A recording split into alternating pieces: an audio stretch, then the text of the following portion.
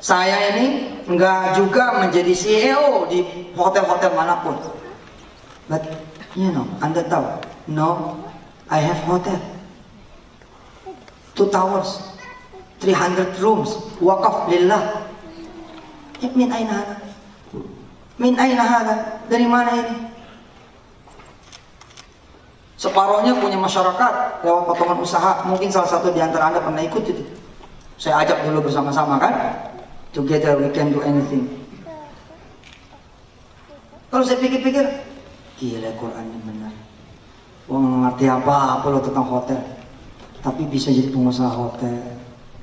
Artinya kan di sini memang sudah sejak awal tanda tanya. Apakah ini sudah sejak awal? Memang sudah direncanakan untuk mencurangi para investor-investor ini, teman-teman. Para investor-investor seperti Pak Soeharto ini, teman-teman.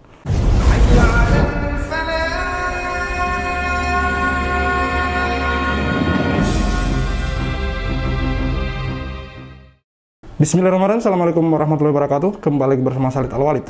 Ada 10 poin yang tertera dalam sertifikat patungan usaha Hotel City. Ya, berikut ada 10 poin syarat dan ketentuan. 1. Saya bacakan ya teman-teman. Semoga dengan dibacakan ini Yusuf Mansur bisa ingat kembali gitu. Syarat dan ketentuan. Ada 10 poin ya. 1. Sertifikat ini merupakan bukti keikutsertaan patungan usaha Ustadz Yusuf Mansur. 2. Sertifikat ini tidak dapat dijaminkan ke bank atau pihak manapun. Jangka waktu 3. Jangka waktu kepesertaan adalah 10 tahun dan tidak dapat dicairkan sebelum 10 tahun. 4. Peserta patungan usaha insya Allah akan diberikan bagi hasil yang akan dibayarkan adalah sebesar 8% per tahun dan akan dibayarkan setelah 1 tahun dari tanggal penempatan atau tanggal yang akan ditentukan kemudian oleh patungan usaha. 5. Pengembalian dana atau refund peserta patungan usaha insya Allah akan dilakukan setelah dana ditempatkan 10 tahun dan langsung dikreditkan ke dalam rekening peserta patungan usaha yang tercantum pada data administrasi patungan usaha. 6. Setelah peserta mendapatkan pengembalian dana atau refund, insya Allah peserta tetap mendapatkan hak bagi hasil selama usaha hotel, apartemen haji dan umrah masih beroperasi. 7. Peserta patungan usaha dapat mewariskan bagi hasil kepada ahli waris sesuai dengan ketentuan hukum waris yang berlaku di Indonesia. 8. Apabila terdapat perbedaan data, maka data yang akan digunakan adalah data yang ada pada administrasi patungan usaha. 9. Apabila terdapat perselisihan, akan diselesaikan secara musyawarah mufakat, secara kekeluargaan. 10. Patungan usaha dapat mengubah syarat dan ketentuan yang berlaku sewaktu-waktu. Walaupun ada beberapa poin yang memang ini ada bermasalah sejak awal, namun saya akan fokus ke poin kelima, di mana di situ ada disebutkan pengembalian dana dalam kurung refund peserta patungan usaha insya Allah akan dilakukan setelah dana ditempatkan 10 tahun dan langsung dikreditkan ke dalam rekening peserta patungan usaha yang tercantum pada data administrasi patungan usaha. Ini buat diingat atau dicatat oleh para peserta patungan usaha, investor patungan usaha, poin kelima tadi, bahwa setelah 10 tahun otomatis langsung dikembalikan. Jadi seharusnya tidak perlu lagi didatangi dulu, dipertanyakan dulu, sampai di-up di media dulu, baru dikembalikan gitu. Harusnya secara otomatis berdasarkan poin kelima ini. Dan poin keenam, setelah peserta mendapatkan pengembalian dana, insya Allah peserta tetap mendapatkan hak bagi hasil selama usaha hotel, apartemen haji dan umroh masih beroperasi. Dan setahu saya gedung itu masih berdiri dan masih menerima tamu, teman-teman. Baik, kita akan melihat video dari wawancara Jia TV dengan Pak Zaini Mustafa selaku orang yang mengerti hukum, dan juga Pak Zaini Mustafa ini sekaligus korban dari investasi batubara ya, bukan Hotel City tapi batubara, dan alhamdulillah sudah dimenangkan oleh Pak Zaini Mustafa. Dan kemudian Yusuf Mansur dan kawan-kawan, ada 4 tergugat di sini, Yusuf Mansur, PT Adi Partner Perkasa, Adiansah, dan BMT Darussalam. Mereka bertanggung jawab untuk mengembalikan dana ke Pak Zaini Mustafa senilai 1,2 miliar. Namun di sini Yusuf Mansur mengajukan banding yang kemudian kemarin sudah dibalas atau kontra memori banding oleh Pak Zaini Mustafa. Semoga saja kemudian hasilnya bisa berpihak kepada Pak Zaini Mustafa, teman-teman. Baik, kita simak wawancara Jia TV atau Bang Aji dengan Pak Zaini Mustafa. Minta sama Allah supaya saya tercatat sebagai pemegang sahamnya Ustadz Yusuf Mansur. Buktikan nama Allah. Pak Zaini, di video tadi Yusuf Mansur menawarkan bisnis ini dengan kata saham. Ya, target 15.000 lembar saham. Arti dari kata saham ini kan berarti mereka yang berinvestasi atau investor ini berhak atas kepemilikan sebuah aset begitu Pak. Nah ini di sertifikat para investor ini tidak menyatakan apapun bahwa mereka memiliki saham, itu tidak ada Pak. Jadi gimana ya Pak? Jadi begini, sebenarnya ketika orang berinvestasi, apalagi itu dijanjikan dengan saham, saham itu kan bisa berwujud bentuknya saham, jadi dikeluarkan seperti surat berharga lah begitu, atau tidak berwujud tetapi tercatat di dalam akte, Mas. Oke. Ya. Nah, kalau ini berkaitan dengan investasi Hotel City, saya pastikan sesuai dengan profil yang saya dapat, yang saya download dari Departemen Kehakiman dan Hak Asasi Manusia, itu tidak ada investor lain di sana. Pemegang sahamnya di dalam PT Inek Arsindo itu, pemegang sahamnya saat ini yang terakhir saya dapat itu hanya 2 pihak. Pihak pertama Yusuf Mansur, kemudian pihak kedua PT PSI, Peritra Sentosa Internasional. Artinya tidak ada kepemilikan pihak lain, itu tidak ada begitu. Sehingga kalau itu dulu ditawarkan bahwa untuk memiliki itu dasarnya di mana kan begitu. Terus uangnya untuk apa juga kita nggak ngerti. Karena di sana hanya Yusuf Mansur dan PSI. Itu atau Paitren itu begitu. Jadi kalau orang-orang desa ya, orang-orang yang tidak mengerti soal investasi saham itu apa, ketika ditawarkan dengan kata nama saham pasti mereka sangat tertarik gitu ya. Dan apalagi dalam sebuah tayangan di televisi saat ditawarkan bisnis ini, Yusuf Mansur bahkan menggunakan ayat atau dalil Al-Quran begitu ya. Lihat layar @yusuf_mansur www.patunganusaha.com. Pemirsa, ternyata bukan mimpi buat Allah mah. Kalau nggak ngomong sama Allah baru mimpi, tapi kalau ngomongnya sama Allah, insya Allah bukan mimpi. Itulah Al-Fat. Inna fatahna laka fatham mubina. Sesungguhnya kami sudah membukakan jalan itu buat engkau wahai manusia. Tinggal kamu kalian nih yang jalan menuju pintu itu. Makasih banyak atas kawan-kawan patungan usaha yang sudah sabar menunggu jalannya kemudian usaha. Dan welcome to all our brother. Selamat datang buat seluruh. Akan menggunakan dalil surat Al-Fat ayat 1 ya. Ya, ini dia menggunakan surat Al-Fat ya. Inna fatahna laka fatham mubina, di mana kalau saya tidak salah ya, mohon diluruskan di kolom komentar. Kalau saya tidak salah ayat ini keluar ketika pembebasan kota Mekah, dan ayat ini keluar untuk menyemangati sahabat Rasulullah. Rasulullah mengatakan inna fatahna laka fatham mubina. Yang mana kemudian dalam video ini Yusuf Mansur, ini saya pernah bahas sepertinya di konten saya sebelumnya. Dalam video ini Yusuf Mansur membawa ayat ini untuk para investor Hotel City. Lagi-lagi menggunakan ayat yang mana itu menurut saya tidak sesuai pada penempatannya, teman-teman. Inna fatahna laka fatham mubina ini digunakan Nabi Muhammad membacakan ayat ini ketika mereka akan membebaskan kota Mekah. Ini tentang perjuangan, sahabatku, tentang perjuangan. Dan ayat ini juga kalau tidak salah tertulis di bendera Khilafah Utsmani, teman-teman. Di mana itu penyemangat, lagi-lagi penyemangat tentang perjuangan, sebuah perjuangan melawan kebatilan, teman-teman. Dan di mana di sini Yusuf Mansur menggunakan ayat ini untuk sebuah Hotel City yang kemudian hasilnya seperti teman-teman lihat. Seperti yang teman-teman lihat, di mana seperti yang Pak Zain Mustafa tadi katakan bahwa di sana investor yang tertulis hanya 2, yaitu pihak VSI dan satunya lagi.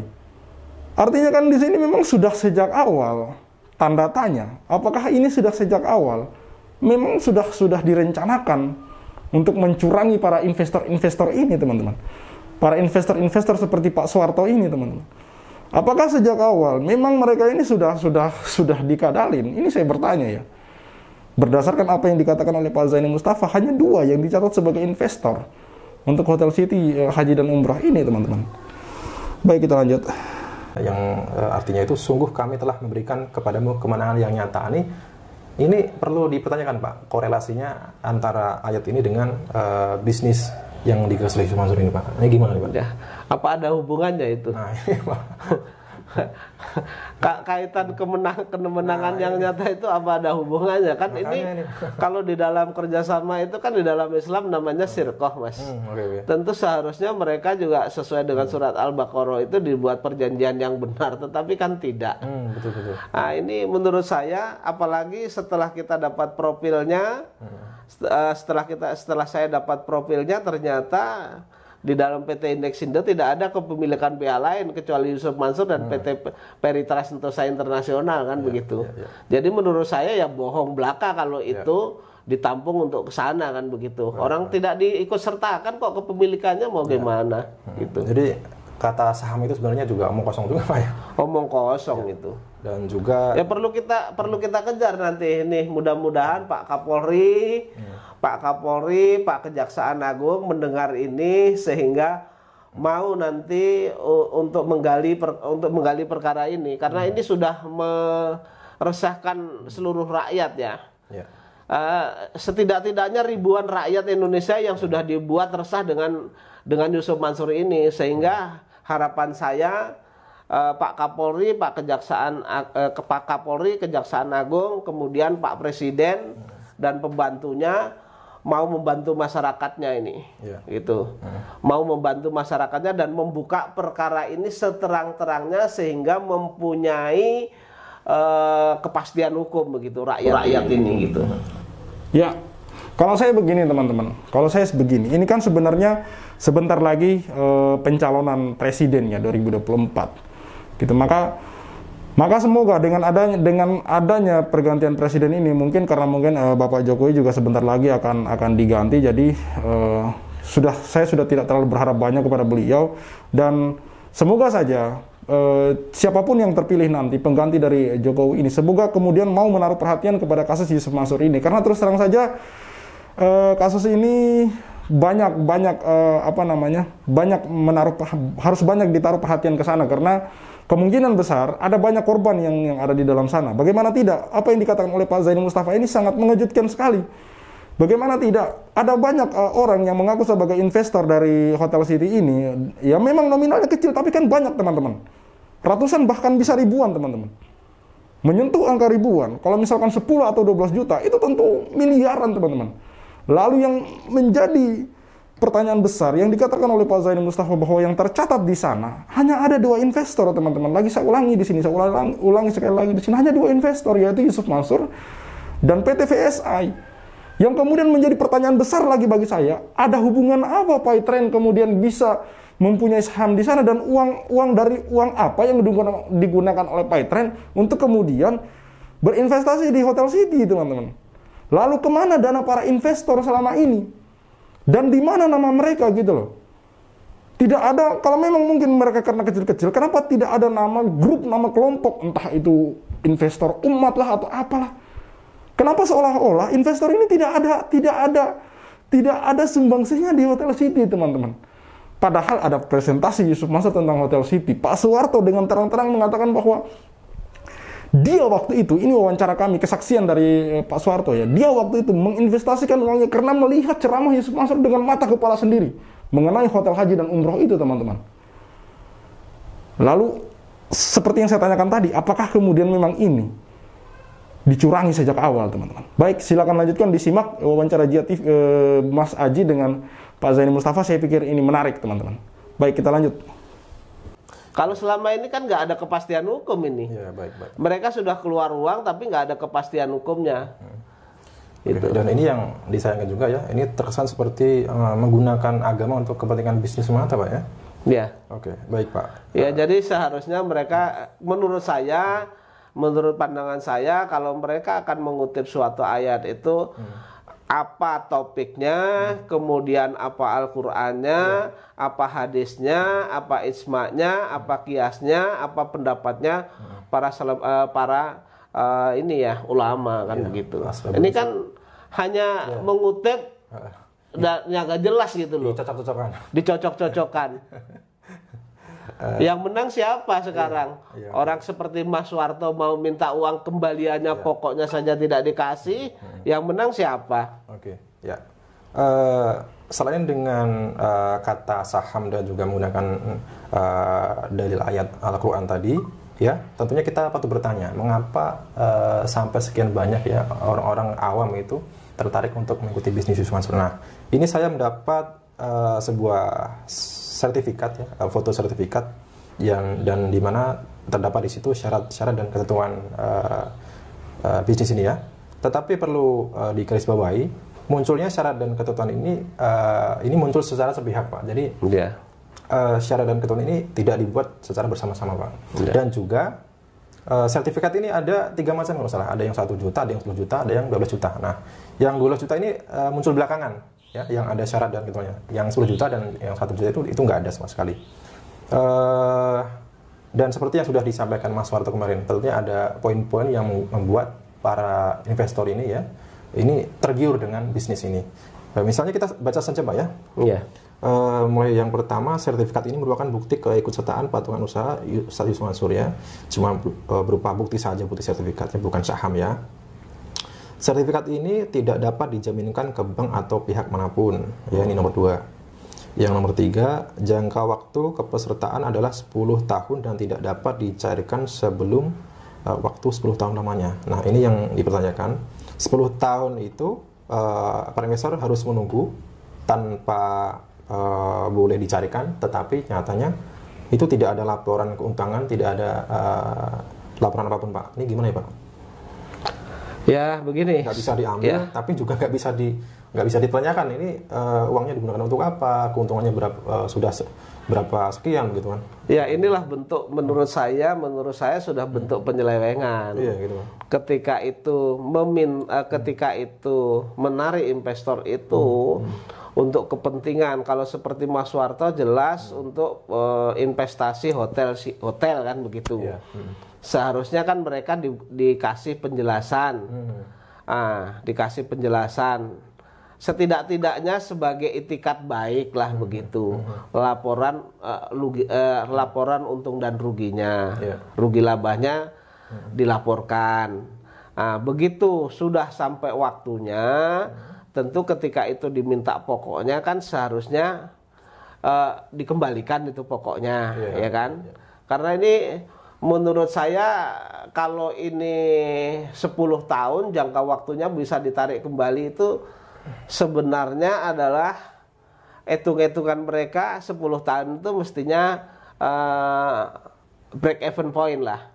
Sudah kembali, sudah nol. Sehingga mereka modalnya sudah kembali, bisa dikembalikan, kemudian bisa mengasih keuntungan 8% itu setiap tahunnya. Dan itu bisa diwariskan sebenarnya itu kan mereka investasi kan, tetapi kenyataannya meminta modalnya saja sudah susah. Artinya menurut pendapat saya waktunya sudah diambil lama, break even point-nya itu sudah diambil lama untuk mengenolkan itu, tetapi juga tidak berhasil. Artinya Yusuf Mansur menggalang dana itu menurut saya tidak bisa menjalankan usaha. Tidak ada kemampuan untuk menjalankan usaha. Kalau tidak percaya lihat saja itu di Hotel City itu ada penghuninya nggak sekarang? Setiap malam tuh ada penghuninya nggak?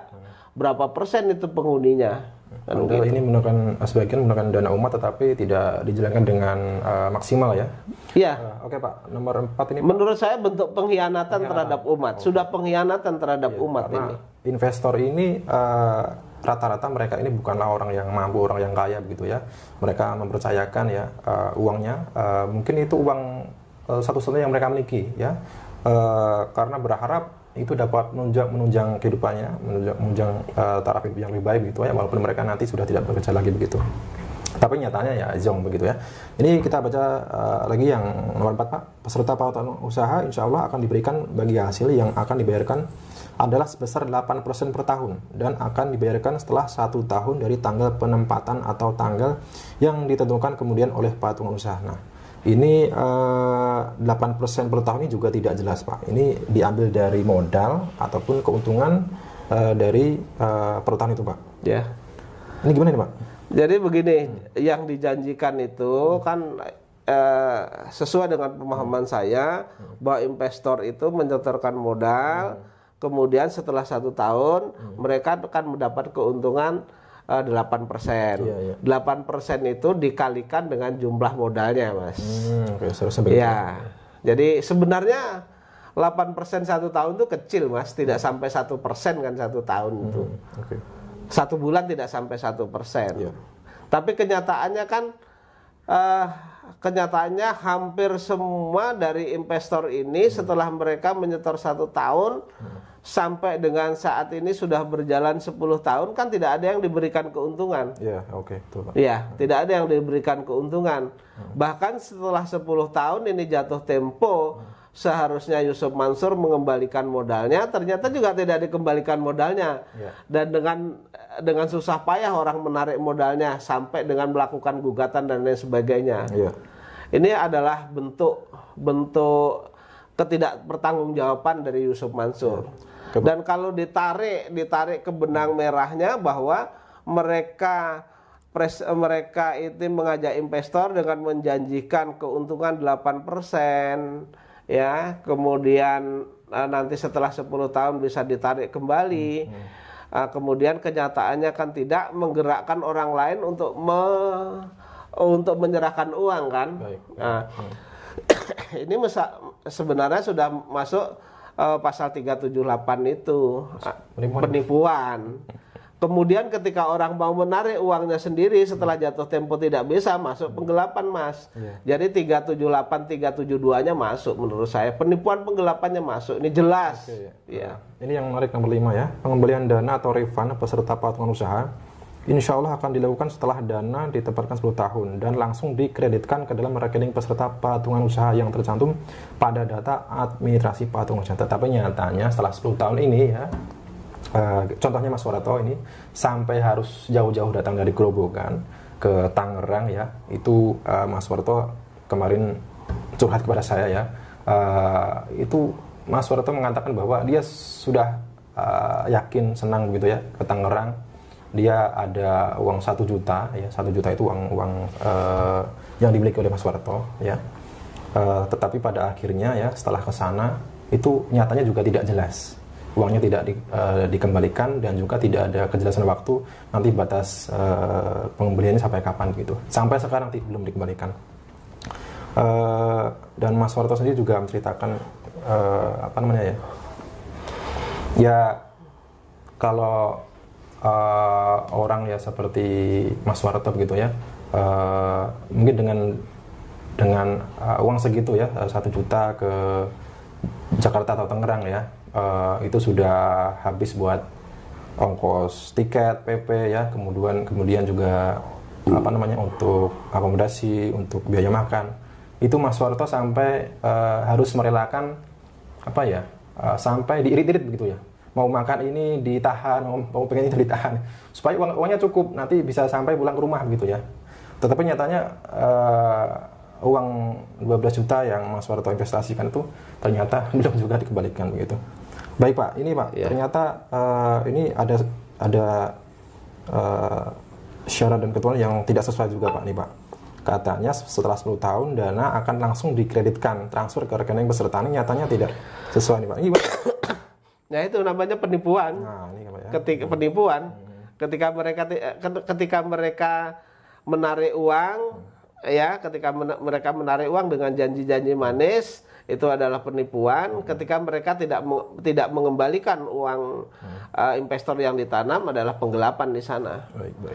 Ya harapan saya kepada masyarakat yang merasa dirugikan berkaitan dengan investasi ini, kalau buat laporan rame-rame ke Mabes Polri, buat laporan kan begitu, penipuan penggelapan, dan di sana dicantumkan juga mengenai money laundry-nya berkaitan dengan TPPU kan begitu. Kalau misalnya masyarakat takut, ya masyarakat ngubungin Mas Haji saja nanti Mas, dikumpulkan, nanti memberi kuasa kepada saya, biar nanti saya yang membuat laporan. Cukup nanti 1-2 orang yang saya bawa ke sana buat laporan, korbannya banyak, dan berada di wilayah hukum yang berbeda-beda sehingga nanti bisa ditangani oleh Mabes Polri kan begitu. Oke, baik. Itu lebih mantap. Oke, Gitu. baik, Pak. Iya. Ya, ini pada sudah jelas ada kata langsung dikreditkan ke dalam rekening peserta pengusaha ya. Karena apa? Data-data dari para investor ini sudah tercatat di apa namanya bagian investasi patung usaha ya. Seharusnya semudah itu ya mengembalikan uang investor kepada investor begitu ya.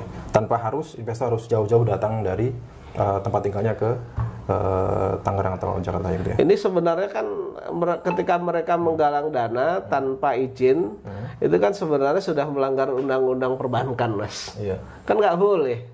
Mereka ketika menggalang dana dari masyarakat, tentu mereka harus mempunyai izin. Ketika itu tidak ada izinnya kan nggak boleh sebenarnya. Banyaklah yang dilanggar oleh Yusuf Mansur ini. Jadi banyak dokumen-dokumen masuk kepada saya bisa dipidanakan ini banyak. Jadi jangan merasa pongah juga Yusuf Mansur, jangan merasa besar kepala juga kan gitu. Iya. Oke Pak, kemudian yang berikutnya syarat dan ketentuan nomor 6.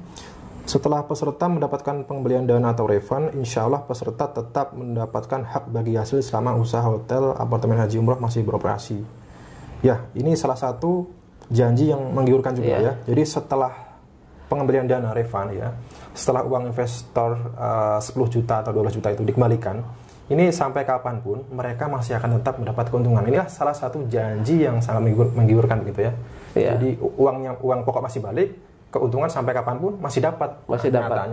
Ya memang investasi seharusnya begitu. Sesuai dengan janji mereka ketika ini menyetorkan uang di bulan ini, kemudian sampai 1 tahun kan janji mereka di tahun berikutnya, tahun kedua kan mereka dapat 8% nih. Kemudian tahun ketiga 8% lagi. Kemudian sampai 10 tahun uangnya dikembalikan, ya kan? Uang pokoknya dikembalikan, tetapi mereka masih mendapat keuntungan di sana sebanyak 8% itu. Ya. Sampai itu sebenarnya kalau ini investasi benar-benar investasi yang dipegang secara profesional, tentu itu bisa diwariskan seharusnya. Kan begitu. Oke, dan selanjutnya. Tapi karena menurut saya Yusuf Mansur ini memang nggak bisa usaha lah menurut saya. Nggak bisa usaha dan tidak amanah juga menurut saya. Seharusnya kan memang kalau pinjaman itu usaha itu biasanya kepada bank itu hanya 5 tahun, Mas. Sudah BEP, break even point itu 5 tahun. Tapi ini sudah dibikin 10 tahun pun mereka masih gagal gitu loh. Masih gagal mengembalikan, gagal bayar dan lain sebagainya. Inilah bentuk ketidakmampuan Yusuf Mansur dalam bidang usaha. Selanjutnya nomor 7, peserta patungan usaha dapat mewariskan bagi hasil kepada ahli waris. Kan bisa diwariskan kan? Ini sudah ada ini Pak ya. Iya. Tapi nyatanya sampai sekarang para investor itu tidak mendapatkan hak apapun, tidak mendapatkan keuntungan apapun ya. Bahkan untuk mengambil uang pokoknya sendiri kesulitan gitu Pak ya, terkesan dipersulit Pak. Nomor 8, apabila terdapat perbedaan data, maka data yang akan digunakan adalah data yang ada pada administrasi patung usaha. Ini bukannya poin yang melemahkan untuk bagi para investor Pak? Ya, sebenarnya perjanjian ini perjanjian standar. Ketika itu perjanjian standar secara hukum perdata, itu investor sudah di bawah tekanan dan pihak yang lemah ini bisa dibatalkan ini. Kemudian nomor 9, apabila terdapat perselisihan akan diselesaikan secara musyawarah mufakat secara kekeluargaan. Nah, ini seolah-olah nanti sudah apa namanya? Ada kemungkinan ada perselisihan ya. Dan ternyata memang benar ya. Ini hanya pilihan hukum saja di dalam perjanjian itu biasa. Di dalam pilihan hukum itu biasanya disebutkan di sana penyelesaian pertama adalah secara kekeluargaan. Kemudian nanti kalau secara kekeluargaan tidak ada sepakat atau mufakat, maka para pihak akan menyelesaikan melalui pengadilan mana yang dipilih, misalnya Tangerang, Jakarta Selatan dan lain sebagainya gitu, Mas. Terakhir, patungan usaha dapat mengubah syarat dan ketentuan yang berlaku sewaktu-waktu. Jadi syarat dan ketentuan ini bisa diubah sewaktu-waktu oleh pihak dari Yusuf Mansur sendiri. Sebenarnya tidak bisa. Ketika itu bentuknya perjanjian, yaitu syarat dan ketentuan itu perubahan itu harus kesepakatan bersama kan begitu. Nah ini Banyak hal-hal yang bisa dibatalkan lah itu. Ini kesimpulannya, ini posisi lemah ada di investor begitu Pak ya? Posisi lemah ada di investor. Karena memang pembuatan syarat dan ketentuannya tidak dilakukan ya, sesuai dengan kesepakatan bersama ya. Ini bisa. Dan ini bukan hanya melakukan investor saja, malah investor itu kan nggak bisa narik uangnya kembali. Yang dia janjikan sendiri saja sudah tidak bisa mengembalikan kan. Tidak bisa mengembalikan pokoknya, kemudian tidak bisa memberikan keuntungan setelah 1 tahun di store selama 10 tahun itu, kemudian apalagi ke depannya kan begitu. Oke, Pak. Apalagi Hotel City ini kan masih bermasalah sama Pak Haji Sulhan. Pak Haji Sulhan kan pernah memberikan kuasa kepada saya untuk mensomasi. Dan saya kepada Haji Sulhan sudah sampaikan bahwa kalau ini diajukan gugatan dan lain sebagainya, draft gugatan sudah selesai 100% Mas, itu 100%, tinggal saya daftarkan saja. Oke Pak. Iya. Oke Pak, ini kesimpulannya Pak, bisnis patungan usaha ini ditawarkan seolah-olah seperti bisnis yang dikemas secara syar'i ya, bisnis syariah, tetapi nyatanya ini banyak pihak yang merasa dirugikan Pak. Ini apakah bisa dikatakan syariah nih Pak, bisnis seperti ini Pak? Menurut saya tidak syariah. Kalau syariah itu kan jelas ya, sirkoh itu bentuknya sirkoh itu kerjasama, tentu mereka open. Artinya mereka juga memberikan laporan kepada investor, karena mereka kan hanya menjalankan, kalau pakai bahasa ini mereka hanya sebagai orang yang menjalankan usaha, kemudian yang punya hak itu kan investor yang setor modal. Seharusnya mereka juga memberikan laporan rugi laba itu gitu. Tetapi kenyataannya kan tidak. Dan ini cenderung memang kebiasaan Yusuf Mansur itu ketika itu dibiarkan saja nanti lama-lama hilang. Sebenarnya batu bara begitu juga, begitu loh. Tetapi kita sebagai warga negara Indonesia yang mana katanya slogannya negara Indonesia itu negara hukum, tentu saya sebagai anak bangsa yang mengerti hukum sekaligus punya lisensi lawyer, tentu menginginkan bahwa semua usaha yang dibuat oleh Yusuf Mansur ini yang merugikan masyarakat tentu akan harus ada ketetapan hukum begitu. Ketentuan hukum. Apakah Yusuf Mansur ini nanti dinyatakan bersalah atau tidak, itu harus ada ketentuan, harus mendapat ketentuan hukum.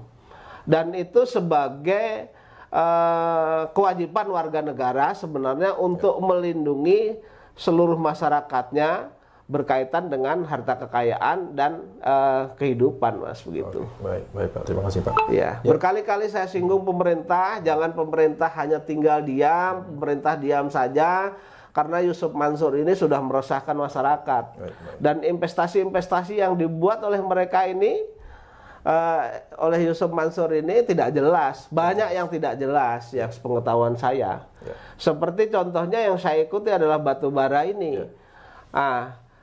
Yang saya ikuti dalam batu bara ini, saya menganggap bahwa PT Adi Partner Perkasa, kemudian Adiansa sebagai direktur, kemudian komisaris Yusuf Mansur sebagai komisaris, kemudian BMT, selama hampir 12-13 tahun tidak ada kejelasan hukum loh, Mas.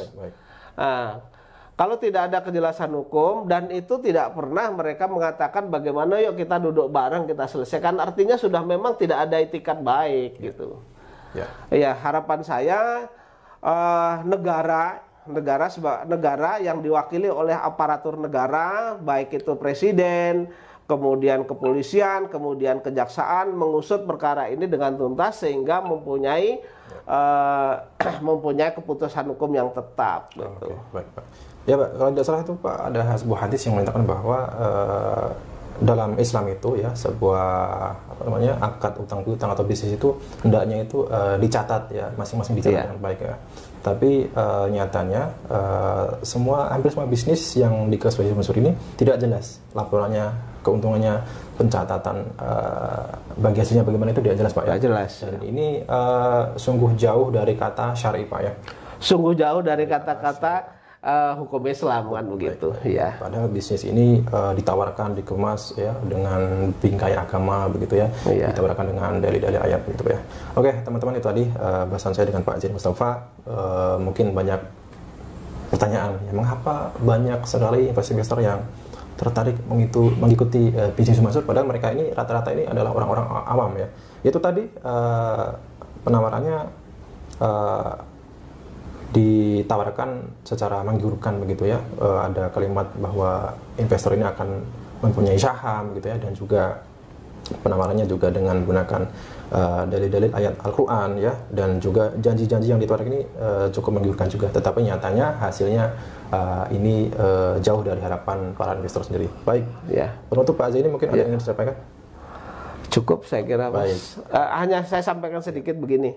Jadi karena negara kita negara hukum, seharusnya negara melindungi, sehingga yang mempunyai permasalahan hukum atau merasa dirugikan oleh Yusuf Mansur ini, ya ambillah langkah hukum. Apakah itu akan mengambil langkah perorangan atau secara bersama-sama. Kalau memang nanti itu disepakati, misalnya dari para yang merasa dirugikan ini menunjuk saya atau menunjuk pihak lain, saya sendiri siap untuk mewakili, Mas. Oke, Pak. Baik. Mendampingi, mewakili, mendampingi, mengadvokasi, saya siap, Mas. Ya, baik. Dan itu gratis. Ya, semoga upaya tawaran dari Pak Zaini ini diridhai oleh Allah ya, dan dibalas oleh Allah dengan pahala yang berlipat ganda. Amin ya rabbal alamin. Baik, terima kasih Pak Zaini Mustafa. Teman-teman, kita jumpa di kesempatan selanjutnya. Saya Aji dan Pak Zaini Mustafa dari Kota Wisata Cibubur mengucapkan wassalamualaikum warahmatullahi wabarakatuh.